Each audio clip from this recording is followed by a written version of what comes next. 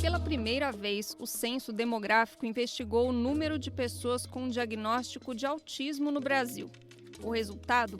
2.400.000 brasileiros, o equivalente a 1,2% da população. Mais da metade são crianças e adolescentes. Entre os meninos de 5 a 9 anos, quase 4% têm diagnóstico confirmado. Entre as meninas da mesma faixa etária, o índice é de 1,3%. A realidade escancarada pelos dados é cheia de contrastes. De um lado, uma taxa de escolarização mais alta do que a média da população. Do outro, histórias de negativas de matrícula, exclusão e falta de apoio nas escolas. E não é só a educação que exclui. Muitos planos de saúde ainda se recusam a cobrir terapias essenciais para autistas. Neste cenário, diferentes vozes têm se destacado na luta por inclusão e direitos. Uma delas é a de Andrea Werner. Mineira, jornalista, ela é mãe de um jovem autista, o Theo, e tem uma longa trajetória como ativista por direitos de pessoas com deficiência. Em 2022, Andrea foi eleita deputada estadual pelo PSB em São Paulo, com quase 90 mil votos. Na Alesp, ela criou o Gabinete da Inclusão e, aos 47 anos, recebeu o próprio diagnóstico de autismo. Hoje, o BDF Entrevista recebe a deputada para uma conversa sobre dignidade, direitos e representatividade para autistas e pessoas com deficiência no Brasil. Olá, está começando o BDF Entrevista. Eu sou Luana Ibelli e vou conduzir hoje esse papo com a deputada Andrea Werner. Andrea, muito obrigada por ter aceitado o nosso convite. É um prazer estar com vocês. Muito obrigada pelo convite. Então vamos lá, Andrea, você viu, a gente colocou um pouco esses dados sobre o censo. O que mais te chamou a atenção nesses números? O que mais me chamou a atenção é que se a gente levar em consideração o número, principalmente de meninos entre 5 e 9 anos, que deu 3,8% dos diagnosticados da população, é muito perto do número dos Estados Unidos, né, que a última medição acho que foi 1 em 31, e aqui ficaria mais ou menos 1 em 38, né? Com a diferença que nos Estados Unidos só se mede até os 8 anos de idade e aqui, teoricamente, a gente pegou toda a população que afirmou que teve um diagnóstico de autismo. O que mostra como que o subdiagnóstico nos adultos ainda é grande, né? O meu próprio caso, fui diagnosticado aos 47 anos. Então, assim, esse número, se a gente daqui a uns anos repetir o censo, ele tende a aumentar devido ao maior acesso ao diagnóstico, que é o que eu imagino que vai acontecer, espero e trabalho para isso também, né? Deputada, esses números, eles são, pelo que a senhora trouxe agora, não são exatamente fiéis à realidade da população autista. Pensando ainda em suporte, níveis de suporte, dá para dizer que a gente consegue ter um panorama por esse censo ou não? Não, por esse censo não dá. A gente só teve uma medição de número mesmo de pessoas, por idade. A gente teve uma noção de que 66% estão matriculados no ensino fundamental, então a gente imagina aí mais de 500 mil crianças autistas no ensino fundamental. E a gente tem dados dos Estados Unidos, do CDC, que mostram que cerca de 1/3 desses autistas têm deficiência intelectual associada. Então a gente já imagina como que o cenário escolar está com essa situação de mais de 500 mil só pelo censo, fora os que não têm laudo ainda, e que muitos deles têm a deficiência intelectual associada, né? A gente realmente precisa de muitas mudanças aí ainda. Tem uma diferença também entre o número de meninas e meninos. Isso tem relação também a subdiagnóstico ou não? A gente ainda está tendo muito estudo sobre isso, está muito óbvio que tem subdiagnóstico, porque esse número vem crescendo, né? Lá em 2010, quando meu filho foi diagnosticado, se falava em 5 meninos para cada menina diagnosticada. Nessa última medição do CDC, deu muito parecido aqui com o nosso censo, que é 3,5, vamos dizer assim, né? Meninos por menina diagnosticada. A gente sabe que as meninas manifestam de uma forma diferente. Quando tem altas habilidades de superdotação na infância, elas tendem a mascarar, então o diagnóstico ele demora mais, as características demoram mais a aparecer e o diagnóstico por consequência também. Então a gente ainda tem também que ter essa especialização dos médicos no que é o autismo mascarado, que é o autismo que muitas meninas apresentam, e isso acaba dificultando o diagnóstico. Ou seja, às vezes nem na própria família dá para se dar conta de que ele pode ter um autismo, os profissionais de saúde ou na escola também não conseguem se dar conta. Como que funciona isso? Olha, são muitas camadas, né? Eu costumo dizer que o normal para cada família é o que cada família vive. Então, se naquela família todas as meninas começam a ler sozinhas cedo, tem um perfil mais intelectualizado, mas também tem mais dificuldade social, aquilo é o normal daquela família, né? Ninguém vai ver nada diferente. Quando sai um caso mais grave, como foi o do meu filho, que é um autista nível 3, aí aquilo chama atenção. Aí aquilo parece que é autismo como todo mundo está acostumado, né? Então, não só isso acontece nas famílias, como isso também acontece com muitos médicos que não têm essa especialização, vamos dizer assim, no autismo. Muitas mães, elas narram que elas levam os filhos para avaliar no médico, porque tem comportamentos que elas consideram que estão ali fora do que era esperado para aquela idade, e o médico fala, não, essa criança fala, ela não pode ser autista. Né? Então, a gente ainda precisa desenvolver muito, não só o conhecimento na comunidade, como também nos médicos sobre o que é o espectro do autismo. Né, que não é porque uma pessoa fala que ela não é autista, não é porque uma pessoa fez faculdade ou se casou que ela não é autista, né, a gente está falando realmente de um espectro. Agora, o fato desse censo ter saído, você acha que isso traz mais visibilidade para essa questão da gente saber os números da população autista? Olha, eu acredito que sim, e eu vou confessar que eu tinha um medo, porque eu sei que a gente tem um subdiagnóstico no nosso país. Eu tenho relatos no nosso gabinete de cidades que têm 4 a 8 anos na fila de espera para conseguir um diagnóstico. Quem faz geralmente esse diagnóstico no Brasil é neuropediatra, que é um profissional que está muito em falta. Tem cidade com 250 mil habitantes que tem um neuropediatra para fazer esse atendimento no SUS. Então, sabendo tudo isso, o meu medo é que viesse um número irreal, levando em consideração a dificuldade de acesso ao diagnóstico. Como veio um número mais ou menos pareado, não foi tão diferente assim dos Estados Unidos, eu vejo que a gente está caminhando. Porém, a gente está caminhando, mas precisa melhorar. De repente, desenvolver políticas públicas para que a equipe básica, da atenção básica da saúde seja treinada para identificar esses sinais dos atrasos no desenvolvimento, os pediatras, porque não dá para a gente manter esse diagnóstico restrito a profissionais que estão cada vez mais escassos, né? Então, quando os prefeitos chegam para mim e falam isso, a gente não acha neuropediatra para contratar para fazer esse diagnóstico e esvaziar a fila, eu falo, sua saída vai ser treinar outros profissionais, porque pela nossa lei, né, qualquer médico pode dar esse diagnóstico, mas que médico que está preparado para dar? Então é uma questão realmente de aprofundamento e de treinamento, mas isso é resolvível, precisa ter vontade política, né? Agora, deputada, tem um número que chama atenção no censo, que é sobre a taxa de escolarização. A taxa de escolarização da população autista é mais alta que a média da população. A taxa da população autista é 36,9%, a média da população é 24,3%, e o próprio relatório traz algumas explicações para isso. Uma é porque é a população que está muito ali na idade escolar, e a outra, eles citam uma coisa interessante para a gente discutir, deputada. Eles falam que autistas têm trajetórias mais prolongadas na educação ou retornos à educação formal. Ou seja, não tem necessariamente a ver com maior acesso à educação ou mesmo qualidade da educação. Qual que é a sua avaliação disso? Não, até porque quando a gente olha pessoas com deficiência no total, o dado que veio do censo é que 1 em cada 5 pessoas com deficiência é analfabeta. Né? Então a gente vê que tem uma discrepância de número, mas realmente o que acontece muito nas escolas, às vezes, é a retenção daquele aluno por mais um ciclo, porque percebem que a distância dele para os alunos da mesma idade está muito grande, então que ele não aproveitaria tanto indo para o próximo período. Então muitas vezes a própria família pede para reter, ou a escola sugere que aquela criança seja retida. E a gente sabe que a maioria desses alunos estão no ensino fundamental, que foi aquele dado de 66% que eu passei, porém, um dado que a gente não tem muito claro ainda, mas que para mim transparece nesses dados também, é que a evasão escolar dos autistas para o ensino médio é brutal. É brutal. É totalmente desproporcional o número de alunos autistas que a gente tem no ensino fundamental e no ensino médio.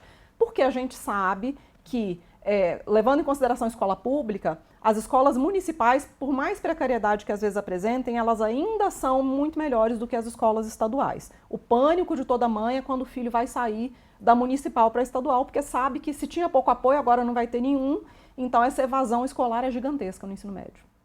Deputada, a senhora estava até comentando nas suas redes sociais recentemente sobre uma reportagem da BBC que fala da negativa de matrícula para alunos autistas e com deficiência. Essa é uma realidade cada vez mais presente? Eu acho que é uma realidade que sempre esteve presente.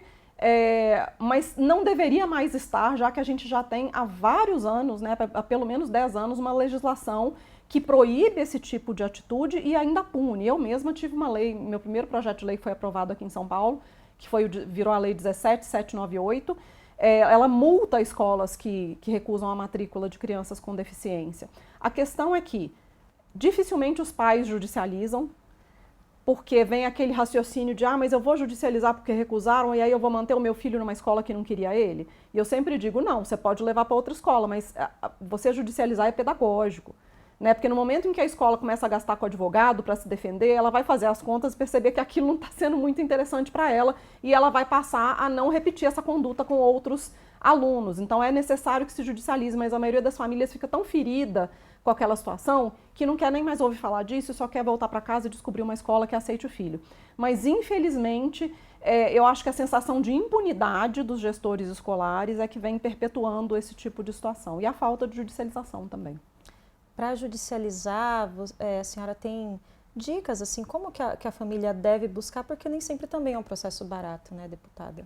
A gente tem uma dificuldade enorme de acesso à justiça no nosso país, né? A gente tem aí uma camada da população que pode apelar para a defensoria pública, mas é realmente a população que está em extrema vulnerabilidade social. E nesse meio, entre essa população e quem tem dinheiro para pagar um advogado, tem milhões de pessoas que não estão em nenhum dos dois lados, que não estão em vulnerabilidade, mas que também não têm dinheiro para pagar esse advogado. Então, a gente tem sim dificuldade de acesso à justiça, mas o que eu digo primeira coisa, que é a orientação de uma advogada amiga minha que é da OAB, que é a Camila Varela, a doutora Camila Varela, manda primeiro um e-mail para a escola perguntando se tem vaga. Não mencione filho com deficiência. Tem vaga em tal série, em tal turno, enfim. Quando responderem que tem, aí você pede a vaga para o seu filho e fala que tem deficiência. Porque aí você vai ter noção se tem a vaga, se não tem vaga mesmo, ou se a vaga simplesmente sumiu porque você falou que seu filho tem deficiência. Recusou a vaga, boletim de ocorrência. E a partir daí você pode ir no Ministério Público, na Defensoria, no PROCON, ou contratar um advogado particular. E eu sei que é chato, gente, ninguém gosta de judicializar ninguém. Participar de audiência é desgastante emocionalmente, mas é uma coisa que se a gente não fizer, a gente nunca vai ver esse cenário mudar, porque de fato quem faz isso está saindo impune, né? E esse é o problema. E tem mais instituições saindo impune em toda essa história, deputada, que são os planos de saúde, que têm causado muitos problemas aí para a população autista. Vamos saber mais?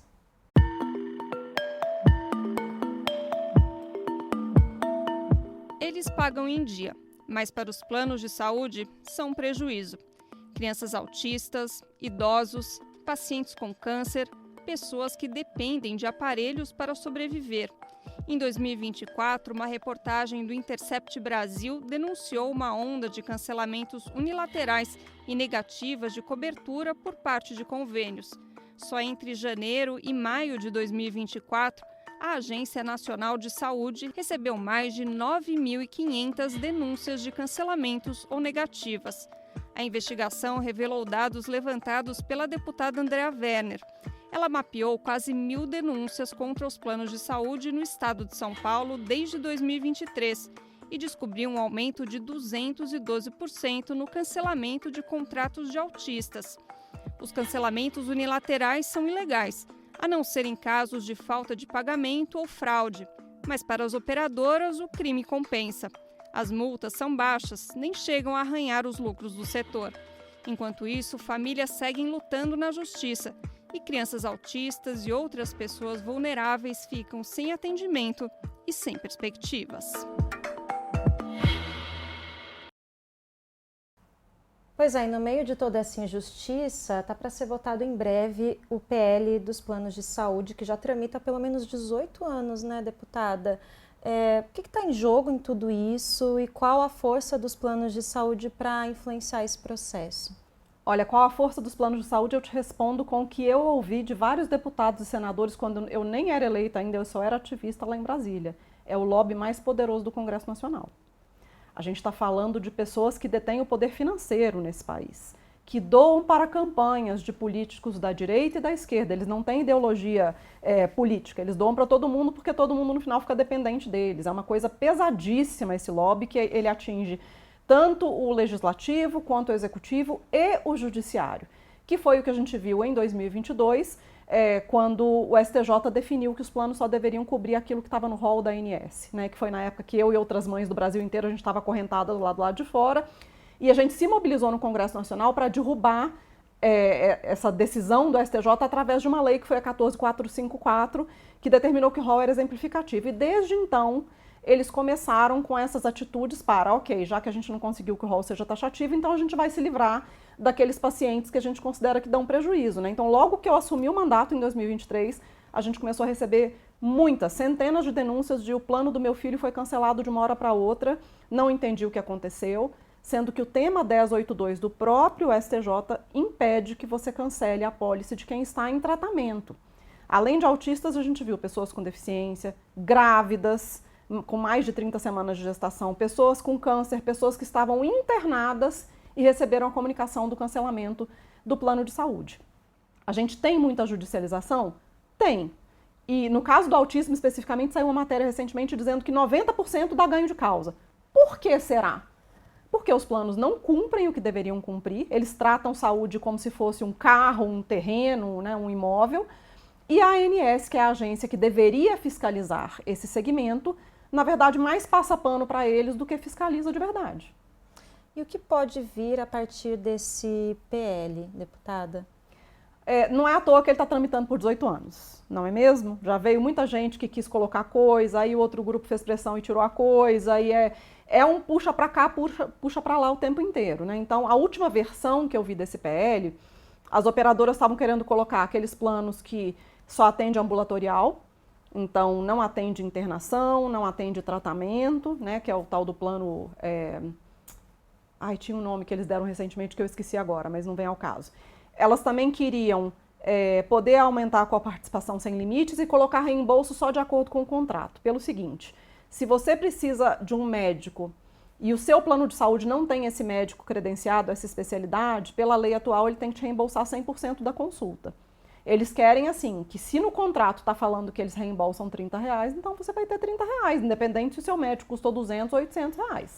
Né? Então isso é mais uma das coisas que eles colocaram lá. E eles vêm tentando se favorecer de várias formas, não só com esse projeto de lei, que ainda está tramitando, né, justamente por essas forças todas que a gente sabe, mas eles têm influenciado o CNJ com decisões, por exemplo, para que toda ação sobre saúde suplementar tenha que passar pelo NatJus, que é um colegiado de médicos que ninguém sabe quem são, qual a especialidade, então de repente o NatJus dá um parecer que uma criança autista não precisa de terapias, mas quem fez foi um ortopedista, foi um anestesista, você não tem ideia quem é, nunca viu aquela criança e está dando esse parecer, e a gente sabe que os planos de saúde têm muita influência no NatJus. E agora eles também entraram com uma ação direta de inconstitucionalidade sobre a Lei 14.454, que a gente aprovou em 2022, derrubando o rol taxativo. Está tramitando no STF, e a gente tem muito medo, não só, apesar de que até o Ministério Público Federal já deu parecer pela constitucionalidade da lei, a gente tem medo de que eles consigam transformar isso num tema, como foi com o 1234 das doenças raras, que praticamente impediu a judicialização de medicamentos para doenças raras. Esse é o nosso medo maior agora. Pois é, vou até relembrar, deputada, essa história que a senhora relembra das mães acorrentadas, que teve uma grande mobilização. Para quem não lembra o que era o rol taxativo, isso aconteceu por volta de 2022, né, deputada? E aí o rol taxativo determinava que seriam obrigados, né, que os planos de saúde só seriam obrigados a cobrir os procedimentos listados pela ANS e nada além disso. Esse protesto que a deputada citou, ela está aí presente, as mães foram para frente do STJ protestar contra isso, conseguiram colocar essa mobilização para a sociedade, as pessoas entenderam a gravidade e se restabeleceu no Congresso o rol exemplificativo, ou seja, o rol da ANS ele não seria obrigatório, né? Então outras especialidades ali, necessidades, poderiam também ser contempladas. Com critérios. Com critérios. Né? Teria que ter comprovação científica para ninguém vir falando, então agora pode cobrir tudo, o reiki, a ozonioterapia, não. Nessa lei ficou muito claro que tem que ter comprovação, evidência científica ou recomendação de agências como a Anvisa e agências internacionais. Então é um rol com critérios, né? Pois então não é muito importante que a senhora traga isso, inclusive a lista ali da ANS seria uma referência. Exatamente. E não uma obrigação. Essa faz toda a diferença. E aí tá se mobilizando no STF Qual que é o risco realmente dessa aprovação? Também imagino que tem a lobby, que tem toda essa questão, e também queria saber um pouco da mobilização, como que está esse acompanhamento para não correr o risco de ter essa regressão. Bom, quem é o relator atualmente é o ministro Barroso, e o primeiro passo desse processo foi a leitura do relatório, né, elaborado, e inicialmente ele determinou que ele só iria ouvir a Unidas, que foi a associação de planos que entrou com a ação de inconstitucionalidade, apesar de ter milhares de associações contrárias que se inscreveram como amicus curiae. Ele não queria admitir.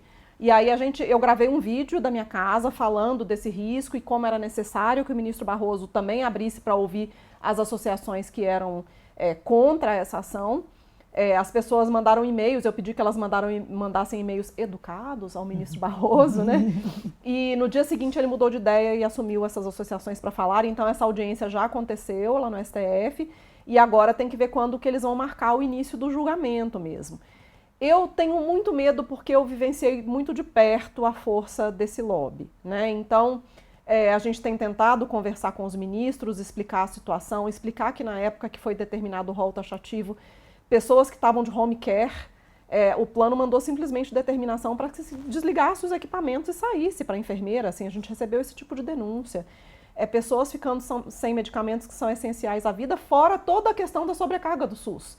Porque veja que modelo perfeito de negócio que os planos de saúde estão querendo. O que eu considero que é barato e que eu consigo ter meu lucro recorde, eu pago. O que eu considero que é caro, que não é interessante para mim, o SUS leva. Né? Então, veja bem, é um modelo de negócio perfeito. Né? Eu estou sendo irônica aqui porque eu não consigo aceitar esse tipo de coisa. Então, o nosso medo lá é que não se declare a inconstitucionalidade, porém se diga, tá bom, mas vamos fazer aqui um entendimento, um tema, para tentar dar uma limitada nisso aí, e aí a gente caia num 2, 3, 4, que foi o que aconteceu com as doenças raras e que foi um estrago danado que está dificultando demais as pessoas conseguirem medicamentos para doenças raras. A senhora criou o Gabinete da Inclusão na Alesp, porque todas essas denúncias vêm por meio desse trabalho. Explica um pouco, deputada, como surgiu esse gabinete e quais são as principais denúncias mesmo que chegam para vocês lá. Bom, eu sempre digo que eu não sou uma política tradicional, não que eu seja a única, né? Existem alguns e algumas, mas porque a política no nosso país ainda é uma coisa muito familiar, né? O avô, depois vira o filho, depois vira o neto. Muitas das mulheres que a gente tem na política também são esposas de políticos ou filhas de políticos e definitivamente esse não é meu caso. Eu vim do ativismo. Eu caí nessa luta quando eu descobri que o meu filho era autista, com quase 2 anos, percebi que com 2 anos já bateram a porta de uma escola na cara dele e que o plano de saúde não queria reembolsar nada, e aí eu comecei um blog que chamava Lagarta Vira Pupa, e as mães começaram a me relatar suas histórias, e aí minha politização veio toda daí, né, de entender, uau, como alguém pode estar há 2 anos no SUS esperando uma consulta para ter um diagnóstico, uau, como uma pessoa pode ter meia hora de terapia uma vez a cada 15 dias em grupo, né, que isso não faz sentido. Então eu passei mais de 10 anos, já são praticamente 15 anos, no ativismo, informando famílias, acolhendo famílias, realizando eventos inclusivos, então conhecendo muito de perto a realidade dessas famílias. E foi isso que me levou organicamente para a política. Quando eu fui eleita, eu falei, como que eu vou virar para essas mães e falar, eu não vou mais falar com vocês, atender vocês, responder as dúvidas de vocês no inbox, porque agora eu sou o deputado. Não existia a menor possibilidade, né? Então a gente montou uma equipe de acolhimento no gabinete. Eu não conheço nenhum gabinete que tenha um esquema assim, que são 6 pessoas, são 5 mães atípicas e mais um advogado, que tudo que chega no nosso inbox ou nos comentários das nossas redes ou no nosso formulário de denúncias, que também a pessoa acessa no site, vai para essa equipe analisar. Às vezes é só uma informação, então a pessoa já responde. Às vezes é só aquela coisa que é um abraço, né? Porque está contando coisas muito familiares. Mas dependendo do que for, a gente dá uma orientação. Olha, a senhora precisa ir no CRAS, precisa ir na defensoria. Ou, se a denúncia for grave, aí a gente vai notificar, né, oficiar uma prefeitura, uma secretaria da saúde, da educação, o Ministério Público, que inclusive já tem 10 inquéritos abertos, porque a gente mandou para eles essas informações de planos de saúde e as coisas que eles fazem que são ilegais. E a gente também gera números, né? A gente atendeu aí nesses 2 anos e meio de mandato cerca de 75 mil contatos e investigou cerca de 4.500 denúncias. Então a gente tem números do estado inteiro, do que está pior, onde que está pior, E a gente sabe medir também, é justamente isso dos planos de saúde. Se fosse uma pessoa falando, cancelou do meu filho, mas em um mês chegaram cerca de 200 contatos falando a mesma coisa, né? Então a gente gera uma inteligência também disso tudo, e o mais legal é que as famílias se sentem ouvidas, elas sentem que elas têm alguma participação naquele gabinete, né? Eu acho que a nossa política atual é muito distante das pessoas, do cidadão real, e essa questão da gente fazer o gabinete da inclusão, de ter muitas pessoas lá com deficiência, neurodivergentes, mães atípicas, e esse centro de acolhimento faz com que as pessoas se sintam ouvidas e sintam que estão também participando, inclusive quando elas trazem sugestão de um projeto de lei, de alguma coisa que seria legal a gente fazer. E isso tem resultado tem gerado resultados em projetos de lei, por exemplo. Sim, os nossos projetos de lei, eles vêm não só das nossas experiências como mães atípicas, pessoas neurodivergentes, mas também de tudo que a gente escuta das pessoas, né? De tudo que chega lá de denúncias, de coisas graves que estão acontecendo. E então a gente tem projetos de lei para tudo, sobre muitas doenças crônicas graves, sobre doenças raras, deficiências, e tudo que vocês imaginarem que chega de denúncia para a gente e que a gente vê que não tem uma política pública naquele sentido, que a gente tem uma lacuna.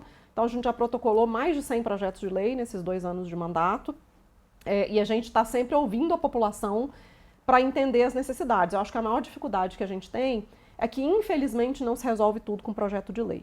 Primeiro, porque na Alesp demora muito a tramitar. Segundo, porque qualquer coisa que crie custo está sendo barrada, né? A gente vê que o governo muitas vezes libera coisas que criam custo, mas são do interesse dele, por exemplo, escola cívico-militar. Mas quando é para alguma coisa que a gente sabe que vai, de fato, fazer diferença na vida da população, muitas vezes tem esse entrave do cria custo, né? Então, acho que essa é a maior dificuldade. Olha, antes de mudar de assunto, Andréia, eu ainda queria entrar nesse tema de parlamento, porque a gente percebe que os temas relacionados à pessoa com deficiência são muito dominados por parlamentares da direita. Como que é esse desafio de ser uma deputada alinhada a um campo progressista, pautando luta anticapacitista e os direitos das pessoas com deficiência? Quais são os principais desafios nesse tema? Bom, eu acho que o principal desafio é que eu participo de muitos eventos em que eu sou a única parlamentar de um partido de centro-esquerda, né, uma pessoa de esquerda, e você tentar trazer essa discussão dos direitos da pessoa com deficiência no âmbito que não seja tão assistencialista também é mais difícil, né? Então, atualmente, por exemplo, a gente tem uma discussão muito grande porque as escolas não estão preparadas para receber os autistas ou pessoas com deficiência, então estão discutindo a volta das escolas especializadas. Na verdade, não é a volta porque elas nunca foram embora, elas estão aí, e enquanto a inclusão não estiver correndo redondinha, de fato, a gente ainda precisa delas. Mas, por muitos anos, e a política foi puxada sempre mais pela direita nesse aspecto, essa era a política pública para estudantes com deficiência, era ficar nas APAES, era ficar nas escolas especializadas e só, isso era um limitador, né? Depois, quando chegaram os governos Lula, é que veio essa noção de que toda criança tem que estar matriculada na escola regular, na escola comum, que é um direito, que não se pode negar matrícula, mas aí a gente ainda tem muito atrito nesse sentido, por causa desse entendimento e também porque ainda falta muita coisa para que essa política seja de fato efetivada, né? E eu acho que nós de esquerda a gente ainda bate muita cabeça com isso também, né? Às vezes tem muitas discussões sobre o que pode se dar de apoio para uma criança na escola. Mas isso é modelo médico de deficiência, não é modelo social, tá? Mas assim, se a gente tem que rever tudo, porque a gente nunca teve 500 e tantos mil alunos autistas só no ensino fundamental. Coisa que a gente não tinha, né, antes do primeiro governo Lula assumir. Então, a gente tem que ver o que a gente vai fazer. Se a gente determinou que elas têm que estar na escola, a gente teria que dar o suporte necessário para que elas estivessem na escola, né? Então, essa discussão vai longe, mas, de fato, eu não vejo quase ninguém na esquerda puxando esse assunto de forma pé no chão, sabe? Ligada mesmo com as necessidades das pessoas. E do que está acontecendo no dia a dia das escolas, dos CAPs, né, dos atendimentos mesmo que são dados às famílias. É uma dificuldade que a gente tem. Bom, e a senhora busca justamente estar próxima das pessoas e tudo isso tem muito a ver com uma trajetória pessoal de muito tempo. Vamos acompanhar um depoimento da Andréia no Senado, onde ela conta um pouco sobre isso. Eu queria começar dizendo que o autismo definiu a minha vida de muitas formas. Primeiro com a minha jornada na maternidade e no ativismo, e depois que eu tive o Theo e ele teve o diagnóstico. O Theo agora está com 15 anos. O Theo se comunica com um tablet, que tem um aplicativo de comunicação alternativa, porque o Theo é um autista não oralizado, grau 3, com deficiência intelectual, então ele precisa de bastante suporte. Está com 15 anos, 1,83 m, e está na escola comum pública, senador. A experiência do Theo mostra que a inclusão é possível. Mas ela é possível quando a lei é cumprida. E nós temos tantas leis que falam disso, a Lei Brasileira de Inclusão, a Lei Berenice Piana. Então, desde que a lei seja cumprida e que o aluno autista tenha suportes, principalmente baseados em evidência, a inclusão é possível. O autismo também definiu quem eu sou, porque eu sou uma mulher autista, que foi diagnosticada tardiamente. Eu sou bem diferente do Theo em muitas coisas, porque o Theo é um autista grau 3 e eu sou uma autista grau 1. Mas eu tive problemas na escola, eu perdi a 8ª série, eu tive problemas no trabalho, eu tive problema nos relacionamentos. E se eu soubesse naquela época o que eu sei hoje, eu poderia ter me preservado melhor, eu poderia ter buscado formas mais sustentáveis de me relacionar com as pessoas, eu poderia ter evitado riscos aos quais eu me expus, porque eu não sabia que eu era uma pessoa autista. Mas esse vídeo tem 1 ano, ou seja, o Theo vai fazer 17, como a senhora estava contando aqui. Andréia, como que tudo isso influenciou a sua forma de ver política? A senhora já contou um pouco disso, mas é fundamental na sua vida e no impulso de trabalhar mesmo essa sua trajetória, tanto com o Theo quanto pessoal mesmo? Eu jamais estaria aqui se não fosse o Theo. Eu devo tudo na minha vida ao Theo. E eu fico muito com medo toda vez que eu falo isso de soar piegas, ou de, sabe? Mas não é a realidade. Porque, veja bem, eu vim para São Paulo no ano de 2001, recém-formada na PUC Minas, porque eu passei num trainee aqui, vim trabalhar aqui, e eu era zero, não era nem zero, era negativamente politizada. Eu era aquela pessoa que em Minas Gerais, quando tinha eleição, eu falava pro meu pai, quem que você vai votar aí para deputado? Passa aqui o número para mim que eu votava. Eu não queria saber. Eu tinha zero noção. O Theo nasceu, o Theo teve o diagnóstico, eu comecei a ter esse contato com essas mães e comecei a entender, poxa, mas que lei é essa? Por que não tem um atendimento direito, né, onde deveria ter? E aí, quando o Theo estava com 6 aninhos, 5 anos e meio, a gente mudou para o exterior, a gente morou 1 ano na Inglaterra e 2 anos na Suécia. E aí toda essa vivência de uma mãe atípica, que já ouvia outras mães, que já tinha melhorado um pouquinho o seu nível de politização, eu comecei a ver países em que as políticas públicas funcionam muito bem, em vários aspectos, né? Na Suécia, uma coisa que me marcou muito foi a questão de que eles têm aquela licença parental de mais de 1 ano e que os homens são obrigados a tirar 3 meses. Então, ninguém vai demitir a mulher porque ela vai tirar a licença parental, porque o homem também tem que ficar 3 meses fora. E é muito comum você ver um homem empurrando carrinho de bebê na rua. E uma cena que eu nunca vou esquecer que eu vivi lá foi num café, numa esquina, tinha uma mesa e tinha 3 caras sentados, cada um com seu café e cada um com seu carrinho de bebê. Então lá foi onde eu vi como que leis bem feitas, políticas públicas bem feitas, elas moldam até a cultura de uma sociedade, né? Através de uma lei, o cuidado passou a ser uma tarefa masculina também. E a sociedade passou a se moldar em torno disso. Então isso mexeu muito com esse meu lado que era despolitizado, e quando eu voltei para o Brasil em 2016, eu já era outra pessoa. E eu lembro que na época, foi bem na época do impeachment da presidente Dilma, e eu não sabia tanto opinar assim profundamente, mas eu sabia que tinha algo muito errado ali acontecendo. Eu sabia, eu estava muito incomodada com aquela história. Em 2018 foi quando veio o primeiro convite de um partido, que foi o PSOL, para eu sair para deputada federal. E apesar de ficar assustada de princípio, eu pensei, poxa, eu já sou uma pessoa bem conhecida no meio, eu luto por leis, contra leis, eu acho que a gente não tem mesmo representatividade, vou tentar e vou ver no que dá. E mesmo sem dinheiro, eu fiz quase 45 mil votos, já fiquei de suplente para deputada federal. Então foi aí que eu notei que, de fato, a gente não tinha essa representatividade e que as famílias estavam se agarrando em mim como o recurso que precisava, né? E esse peso dessa responsabilidade veio muito. Então, se não fosse pelo Theo, eu não teria começado a reparar nas coisas que eu comecei a reparar, eu não teria começado a romper bolhas em que eu estava inserida e conhecer de fato a vida do brasileiro real e de como que as políticas públicas impactam e de como que se politizar, na verdade, é muito mais do que você gostar de A ou você gostar de B, é você entender todo o impacto que a política tem na vida de um cidadão e como que a gente escolher as pessoas certas para estarem nos lugares certos pode fazer a diferença na vida de um país inteiro, né? Então, todo esse processo eu devo ao Theo, eu descobri que eu sou autista, eu devo ao Theo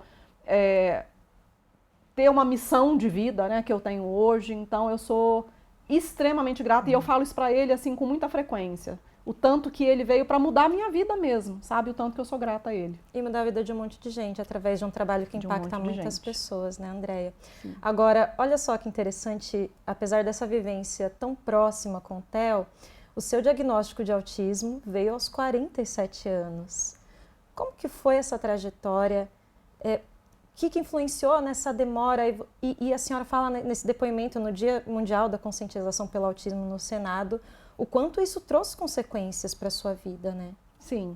Eu acho que a minha família é um exemplo do que eu falei anteriormente aqui, de que é muita gente neurodivergente junta, então o normal da minha família é ser diferente, né? E isso contribuiu bastante.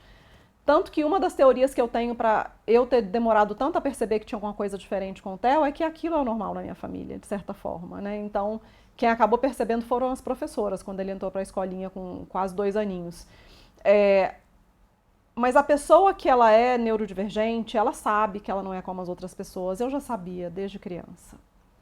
O problema é que quando você não tem uma explicação para isso, um nome, você cresce com uma autoestima minúscula, porque você começa a achar que aquilo são problemas que você tem. Eu não sei conversar direito com as outras pessoas, eu levo cutucada de vez em quando porque eu falo coisas que eu não deveria falar e eu nem me toquei que eu não deveria falar. Eu não consigo manter amizades. Eu tenho uma ansiedade social gigantesca. Tem horas que eu percebo que eu não sei conversar de acordo com o que está sendo conversado. Eu não entendo se as pessoas estão falando sério ou se elas estão sendo irônicas. Mais tarde, né, isso gerou, eu não consigo me manter nos meus empregos. Sempre acontece alguma coisa.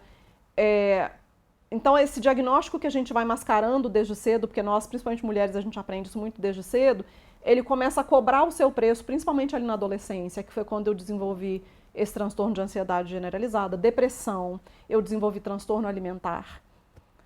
Mas eu fui vivendo, então tem gente que olha e fala, lá, falando que é autista, mas é deputada. Vocês não têm noção do que eu passei na infância e na adolescência, do como eu realmente não queria existir, né? Eu conto essa história porque eu era de uma família muito evangélica, eu cresci dentro da igreja presbiteriana, então eu sabia que eu não podia acabar com a minha vida porque isso era pecado. Então, eu lembro de eu descendo do ônibus, voltando da escola e conversando com Deus na minha cabeça. Deus, mas eu queria morrer, eu não quero viver. Não é bom, eu não gosto, eu não estou feliz, então eu prefiro ir para o céu. Isso é muito triste para uma pré-adolescente de 13 anos de idade, né? Então o custo disso veio se acumulando. Quando o Theo foi diagnosticado, eu acabei percebendo que eu deveria ter TDAH. Passou um Fantástico uma vez com o Dr. Drauzio e eu me identifiquei 100%. E aí eu fui no médico e de fato eu tive esse diagnóstico e aí eu fiquei por muito tempo achando que isso aí explicava tudo, né?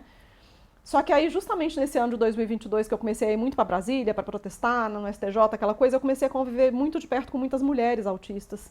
E elas começaram a me fazer essas provocações, assim, Andréia, isso não é TDAH. Quer dizer, você tem TDAH também, mas não é só o TDAH, entendeu? Você tem isso, isso e isso, você é muito rígida, você sempre quer comer no mesmo lugar, você pede a mesma coisa, você não gosta quando as pessoas te ligam no telefone, você fica em pânico, isso não é TDAH, entendeu? Aí eu esperei passar as eleições, e aí depois de eleita eu fui fazer a minha avaliação, que demorou assim 6 meses, porque de fato você pegar uma pessoa adulta que mascarou a vida inteira não é uma coisa fácil, tem que ser uma pessoa muito especializada e tem que ser uma avaliação profunda. Então, falou com os meus pais, com meu marido, com a amiga, eu fiz alguns testes também. E aí quando veio a devolutiva, eu estava preparada para tudo, desde falar você não é, até falar foi inconclusivo, porque isso acontece às vezes. A gente tem muitos sinais aqui, mas a gente não conseguiu fechar todos os critérios, então pra gente ficou inconclusivo. Mas na verdade não, veio um laudo fechadíssimo, muito bem explicado, e que eu gravei a devolutiva para ouvir de novo outras vezes, porque eu fui digerindo muito aos poucos aquilo. Eu tive todas as fases, eu tive a negação, tá enganada, não é isso não, tudo, mas depois quando eu digeri direito, aí a minha infância e minha adolescência começaram a fazer sentido. Tudo aquilo que eu passei. E é uma coisa muito poderosa e emocionalmente muito forte, é como se eu pudesse abraçar a Andreinha, sabe? E falar assim, eu sei o que está acontecendo, mas vai ficar tudo bem. Olha, é impossível não se identificar, eu também tenho TDAH e essas histórias são muito comuns, principalmente na vida de mulheres. Não que homens não sofram nesse sentido, mas eu acho que a mulher ela tem um jeito diferente de mascarar e também expectativas em que a gente muitas vezes precisa superar aquela vulnerabilidade, dar conta de tudo. E isso dificulta muito as coisas também. É muito sofrimento de muito tempo que a gente não consegue nomear. O quanto essa descoberta também te ajudou a melhorar, a se entender mais e até influenciar no trabalho que a senhora tem hoje?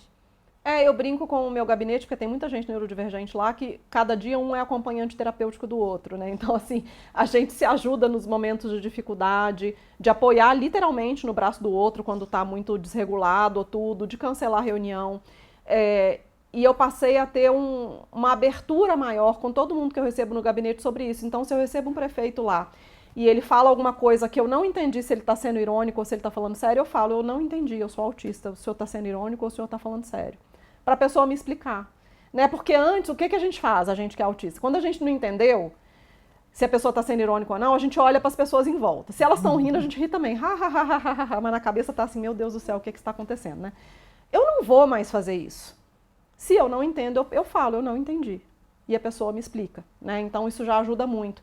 Eu comecei a entender algumas questões que eu tinha que me deixavam profundamente desconfortável e que eu geralmente, final do dia, eu já estou mais imprestável, assim, que é quando eu já mascarei muita coisa durante o dia, conversei com muita gente, o que é uma coisa difícil, então eu começo a derreter mesmo, até meu rosto, assim, sabe? Eu fico com os cantos da boca caem, eu fico com uma cara muito séria, isso inclusive me prejudicava muito no trabalho. E aí eu comecei a entender o que é. Eu olho para o painel da Lesp e eu não consigo ler direito, porque a minha vista fica desregulada quando eu já estou sobrecarregada no fim do dia. Então, até quando minha equipe me dá papéis para ler, alguma coisa que eu tenho que ler na tribuna, eu peço imprima com letras grandes, porque o meu nível de visão cai ao longo do dia por causa de estar desregulada. Quando teve a votação da Sabesp, foi o inferno na terra para mim. Porque além de estar tendo protesto na galeria, o que é totalmente legítimo, né? As pessoas estavam gritando muito, se manifestando, e eu sou muito sensível a barulho, teve gás lacrimogênio e spray de pimenta. Então aquele cheiro estava insuportável e eu lembro que depois que a gente saiu de dentro do plenário, eu gravei um vídeo com o Caio França, que é meu colega de partido, falando que a gente não ia voltar para votar, a oposição toda se definiu dessa forma. Hoje em dia, quando eu vejo esse vídeo, eu falo, meu Deus, eu estava completamente derretida nesse vídeo. Derretida, eu estava sem condições, eu estava com dificuldades reais de falar nesse vídeo, sabe? Então, eu acho que agora até os outros deputados já entendem melhor.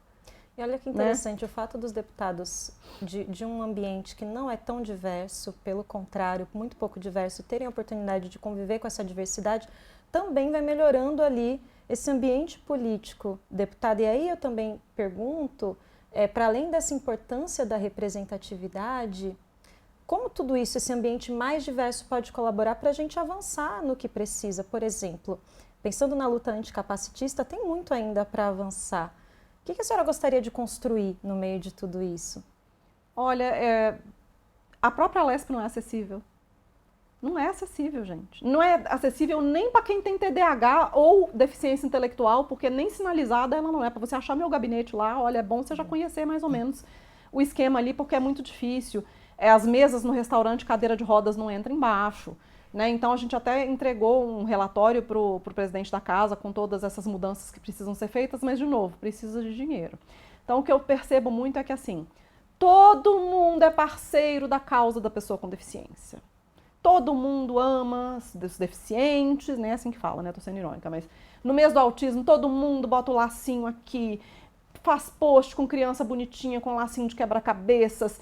Mas na hora que eu viro e falo, eu queria botar essa emenda no orçamento para que a gente pudesse contratar acompanhante especializado nas escolas, não tem um santo para assinar comigo. Mentira, tem o Suplicy. O deputado Suplicy sempre assina essas coisas comigo. Mas assim, o resto meio que some, né? Então, eu acho que é essa a dificuldade, é sair do campo do eu apoio, eu sou parceiro da causa, a gente precisa de dinheiro, a gente precisa ter isso no orçamento. E para isso, a gente precisa ter muitos parlamentares de fato comprometidos, não só entusiastas, que em datas especiais estão postando videozinho bonitinho na internet. Que para além de conscientização, a gente precisa de ação, de prática, de cuidado. E que bom que a gente pôde ter essa conversa, deputada. Muito obrigada. Aproveito para encerrar aqui e agradeço a sua presença. Continue com o trabalho que representa muita gente. Obrigada pela conversa e estamos aí com o Gabinete da Inclusão à disposição. Tá bem. E aqui a gente encerra o BDF Entrevista. Muito obrigada pela sua companhia, pela sua audiência e até uma próxima. Tchau!